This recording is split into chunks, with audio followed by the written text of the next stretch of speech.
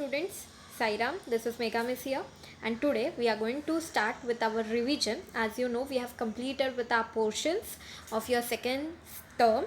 So we'll start with the revision, and today we'll start with the revision of lesson number 14, which you have already studied, that is substances in common use. So this is our revision part 1, students. Okay, so we'll just revise what the things we have seen before in the presentation. Okay, what we have learned in this chapter.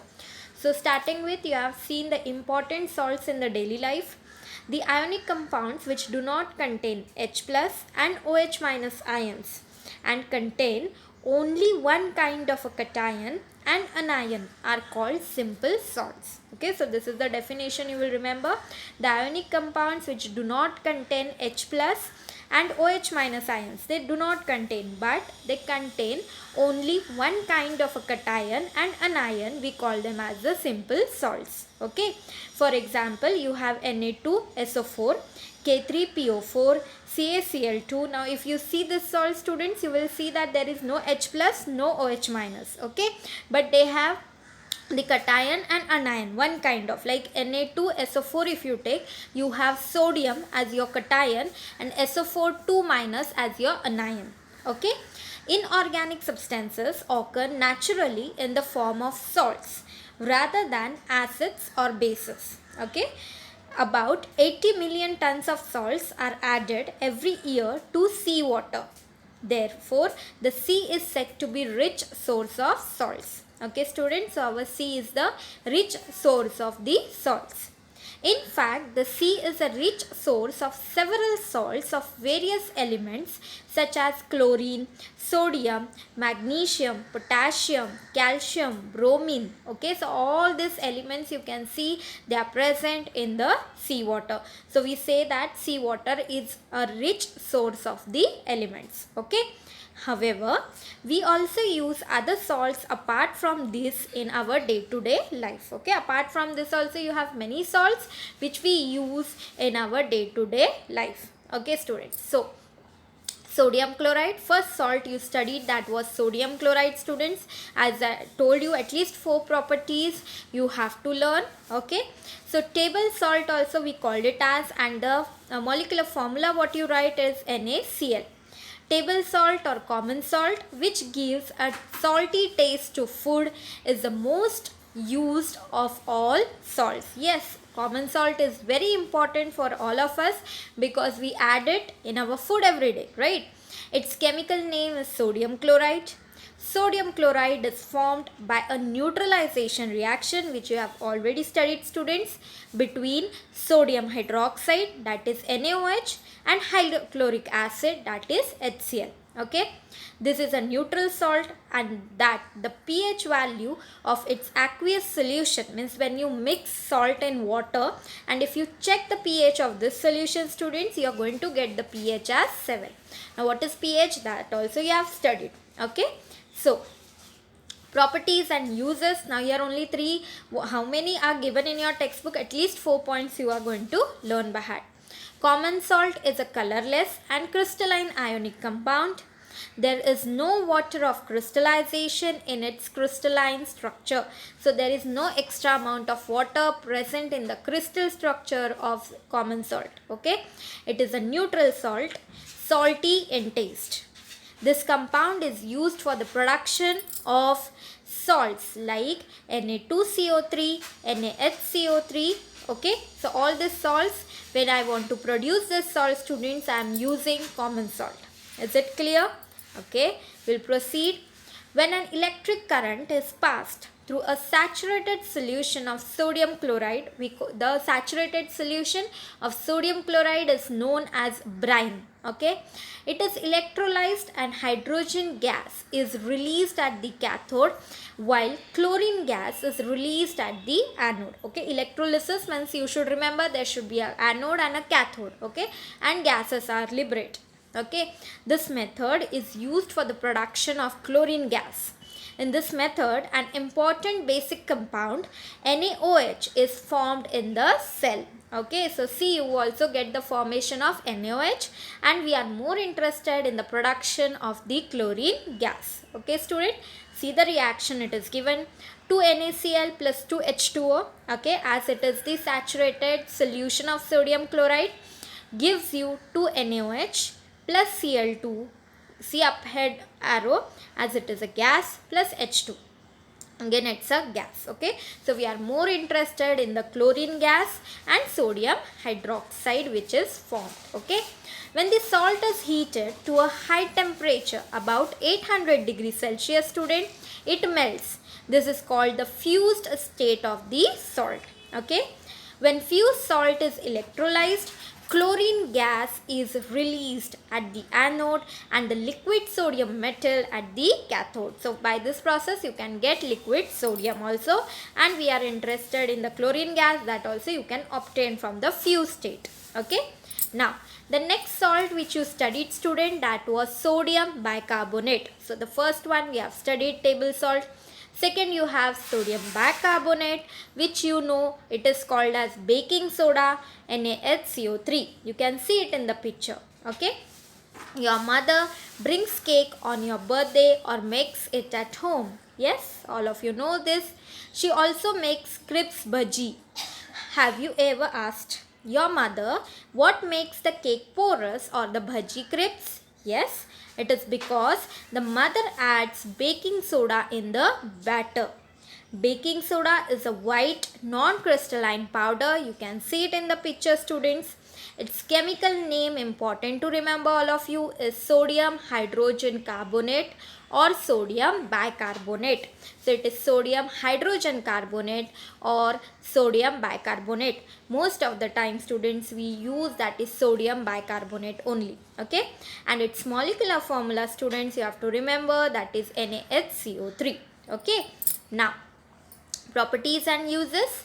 NaHCO3 reacts with the moist litmus paper and the red litmus turns blue, which means that it is basic in nature, okay. So red litmus, you will see that it is turning to blue. It is used to make bread, cake, dhokla. You all know this, okay. Being basic in nature, it is used to reduce the acidity in the stomach. So if you see the medicines which are prescribed to reduce your gases problem, your stomach ache because of this gas formation in your stomach and all, acidity increasing in your stomach, then they contain some amount of this NaHCO3, okay. NaHCO3 is used to make the active substance CO2 in the fire extinguisher, okay. Baking soda is used to clean an oven. So when you want to clean your oven, your mother must be using baking soda to clean the oven, okay. Now bleaching powder. Now the next one, we have seen now the sodium bicarbonate. Now we are going to see that is the bleaching powder, that is calcium oxychloride, CaOCl2, okay. Remember the chemical name and the formula also. Tap water has a typical strong odor. Yes, in the rainy season, have you experienced it? Yes, you might have experienced that particular smell to the water, okay. Water in a swimming pool also has the same odor. It is the odor of the chlorine gas, students, used to destroy the microbes in the water, okay. Chlorine gas is a strong oxidizing agent and therefore it has a strong disinfecting as well as bleaching action. So it has got that power to kill the germs, okay. Now chlorine is inconvenient to handle because of its gaseous state. Yes, chlorine is always in gaseous state today, okay. Instead, the solid bleaching powder, which has the same effect, is more convenient to use. So you must be knowing, your mother must be using bleaching powder at home, okay. Bleaching powder undergoes slow decomposition due to carbon dioxide in the air and chlorine gas is released, okay. Bleaching powder gets its property because of this release of the chlorine gas. So especially we are using the bleaching powder because it will emit the chlorine gas and which will help to kill the germs, microbes in that particular area, okay. Now CaOCl2 plus CO2, okay, gives you CaCO3 plus Cl2 gases evolved. You can see, student. So bleaching powder is obtained by the reaction of chlorine gas with slaked lime. Means I have to take slaked lime, calcium hydroxide, CaOH twice plus Cl2 gives you the formation of bleaching powder, that is CaOCl2 plus H2O. Okay, important both the reaction, students. You are going to practice them. I have told when I taught you this lesson. Okay, now properties and uses. Bleaching powder is a yellowish white colored solid substance. Okay, so it is yellowish white, students. Okay, you must be saying it is white only, but it is lightly yellowish it is. Okay, its chemical name is calcium oxychloride. You will remember. It has a strong odor of a chlorine gas. It is used for disinfection of drinking water at the water works and the water in the swimming pool. Okay, it is used for bleaching of cloth. Okay, dry clean and all, you give your clothes now for dry cleaning and all, so there bleaching powder is used. Okay, students, now it is used for disinfection by the roadside and garbage sites. Dilute sulfuric acid and dilute hydrochloric acid react rapidly with bleaching powder to release chlorine gas completely. So see, if you see the reaction, student, CaOCl2 bleaching powder plus sulfuric acid, I am taking H2SO4 here. What you are getting? Formation of CaSO4, calcium sulfate, chlorine gas is released and water is formed. Okay.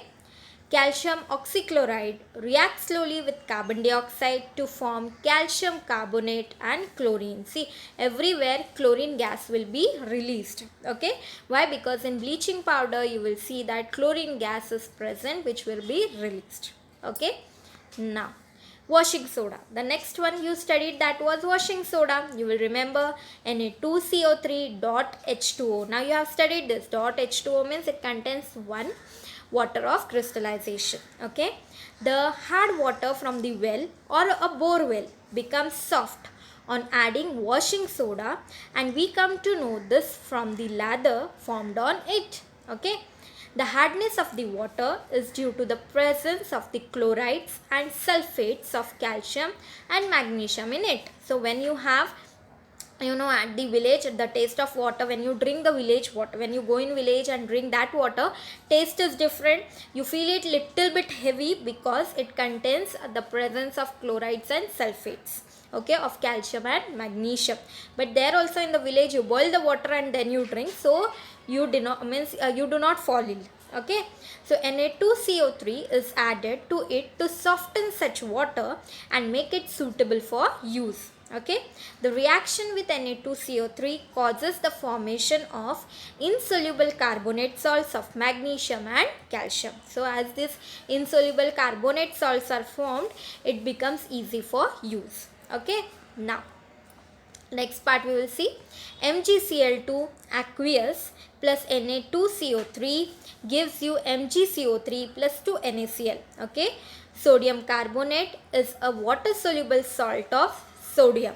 Okay, crystalline sodium carbonate on keeping loses its water of crystallization readily and a white powder is obtained. This powder is called washing soda. Okay, students, so how you are going to make the washing soda?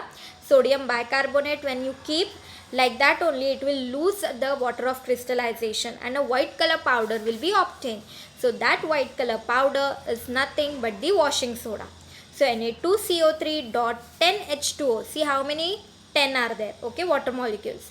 Minus H2O means water of crystallization evaporates. What you get is formation of white powder, that is washing soda. You can see, students, that is Na2CO3 dot H2O. Okay, one water molecule will be there. Okay, students, I hope this is clear to you. Okay, reaction, as I told you, please practice them, writing them. Okay, now properties and uses of washing soda. Washing soda is a whitish and odorless powder at room temperature. Okay, litmus has a blue color in its aqueous solution. It is a hygroscopic, that is, it absorbs moisture if left exposed to air. So if you keep it open, of course it will absorb the moisture from the air. So we called it as hygroscopic. Okay, now It is used mainly for washing clothes.